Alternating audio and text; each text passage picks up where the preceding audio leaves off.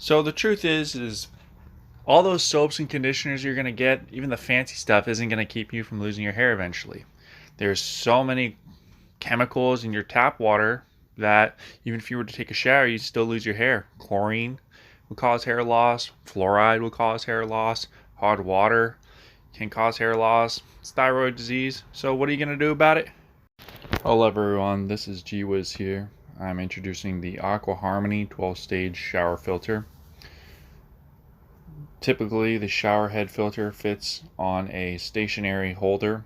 You can find a peerless universal showering component from a numerous amount of retailers such as Walmart or Lowe's. You want it to be stationary. I have another type of holder like this. This is adjustable.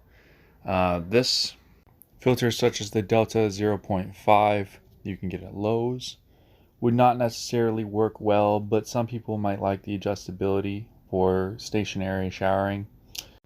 If you're stuck with one of these adjustable mounts, you're better off going with the pH Rejuvenant found over at Walmart.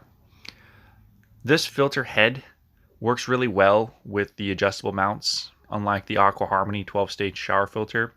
Maybe it's not as good as a 12-stage filter, but it will work for you, and it'll at least do the basics of keeping you safe.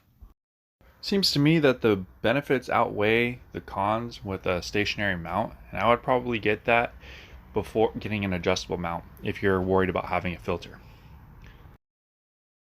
That's just my opinion though. You can choose any shower head mount that you want for your shower.